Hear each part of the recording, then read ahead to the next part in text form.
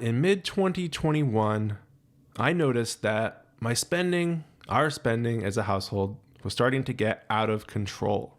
Now, I know what you're going to say. You're going to blame this on inflation. And absolutely, I do think inflation was a factor here. This was, after all, post-COVID, and prices for just about everything shot up. And, we've been in a low inflation economic environment for so long before that this whole inflation thing was pretty shocking. It was a tough pill to swallow for me and many of you, I know. But thankfully, inflation has come way back down, but a lot of the new higher prices have tended to stick. So we're still feeling the stings of inflation in some areas. But even more of a factor than the general inflation out there was my own personal lifestyle inflation. You see, in 2021, my family and I moved to a slightly bigger house in a nicer neighborhood. Uh-oh, I think you know where this is going. We had a new house, a bigger house with 2 stories and a finished basement, but it was also kind of a grandma house. The furnishings, the choices that were already in the house. So it needed things like paint, new flooring. We had to buy carpets, a new refrigerator, a washer and dryer, and of course, new furniture, living room furniture, patio furniture. And now that we're in a nicer house in a nicer neighborhood, it couldn't be that IKEA furniture anymore. It had to be something a little more high quality to match our new surroundings. This new house also comes with not 1, but 2 HOAs, which I know sounds crazy, but I was okay with it for reasons I don't really need to get into here. Also, I was living farther away from work in this new house and farther away from the grocery store. My regular old bike wouldn't quite cut it anymore. I needed an e-bike, and I got an e-bike. But here's the thing. Once you get one e-bike in the family, you can't have the other adult cruising around on a regular acoustic bike. So now you need a second e-bike. And that's what we have. Now we have 2 e-bikes in our household. Now, some of this stuff was easy to justify as a one-time expense, but somehow this extra spending never fully went back down to the levels that we were spending at before we bought this house. See, our old house was much more modest, in a more modest, more working class neighborhood. And I don't know, for whatever reason, it was just easier to keep our expenses down. Also, our kid is getting older all the time and needs things and does activities which cost money and eats food, if you can believe it. And all that stuff tends to add up. Not that I'm blaming my kid, because my kid is like the best thing that ever happened to me. But there was keeping up with the Joneses. And for a variety of reasons, lifestyle inflation crept in slowly but surely. And I guess that's why they call it lifestyle creep. It kind of creeps up on you, and it takes some time to realize that this isn't just temporary spending increases. This is your new lifestyle, and it's spendier than it was. Anyway, that's the realization I had to come to over a few years of living here. For all these reasons, we've been spending more. And of course, this is a problem when you're trying to reach financial independence, because the spending is slowing down my progress. And even a booming stock market hasn't been enough to make up for this increased spending. Now, as you can see from this chart where I track my spending against what my investments can provide, you can see that these lines are running parallel, where at some point here, they should be crossing over. There should be a crossover point, and this is the point of financial independence. And you can see how my average spending is going up just as fast or faster than the amount of income that my investments can provide. This is the whole crux of financial independence in a very simple chart. It illustrates exactly why increased spending is such an enemy for achieving financial independence. So my solution to this spending problem has been to create a simple budget. Now, I haven't been a fan of budgeting in the past. My approach has been more like save first, in a 401k, 457, all that kind of thing, and then take what's left and spend that, and track that spending, but track it after it happens. I've never been one to plan out, okay, this is exactly how much I'm going to spend on groceries, this is how much I'm going to spend on entertainment and all these different categories. But clearly, if I wanted to get this whole spending thing under control, I was going to have to write out exactly what our life costs. Each and every expense that I can think of. And these expenses fall under two main categories: necessities and discretionary. And this is exactly how I divided up my budget. I created a list of expenses starting with the necessities. So this is the budget that I created to try to get control over my expenses again. And I've got the two categories of spending: necessities and then discretionary expenses.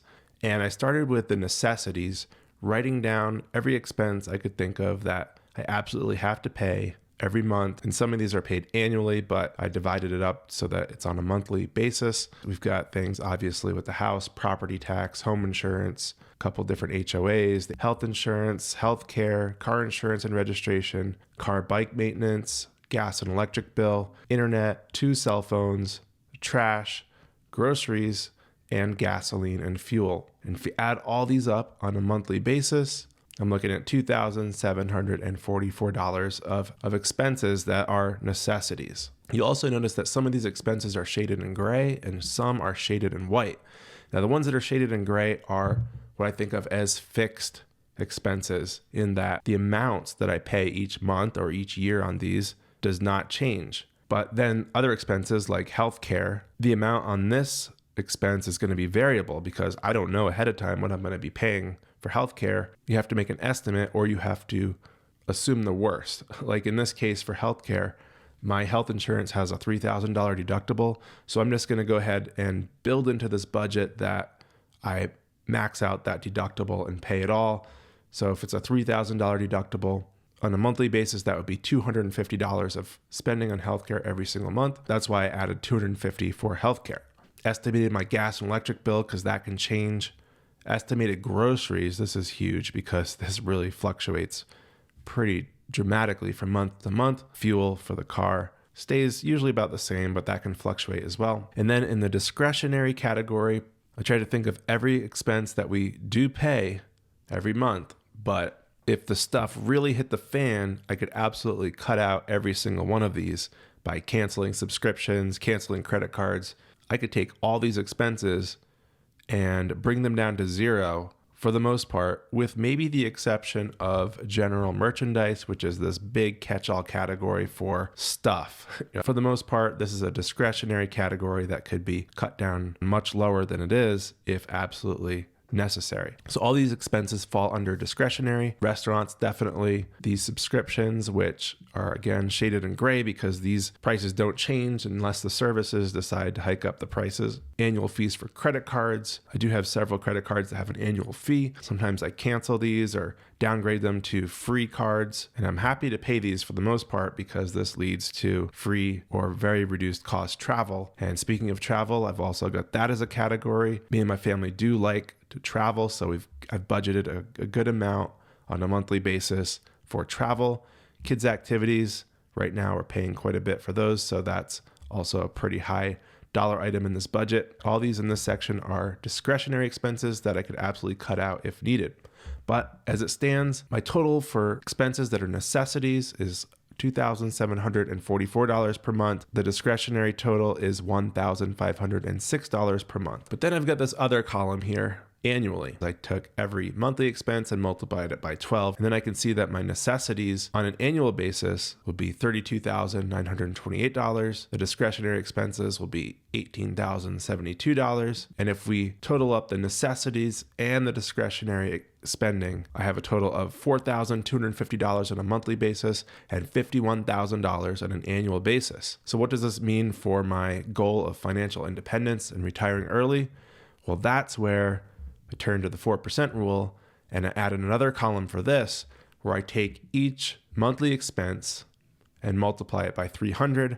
This is going to tell me for each expense, each line item, how much I would need to have invested according to the 4% rule to pay for that expense forever using only my portfolio. You can think of it like this. My property tax cost me $7,200 annually. If that's the case, I need $180,000 because 4% of $180,000 is $7,200. So that's how much I need from a financial independence perspective to pay for that expense forever. And it's the same thing for every single expense I have. If you look at necessities, how much do I need to have saved and invested to be financially independent when it comes to my expenses that are necessities? And the answer is right here, $823,200. That's my FIRE number when it comes to necessities. And if we come down to discretionary, same thing. I have all these discretionary expenses. I have basically my FIRE number for each of these discretionary expenses.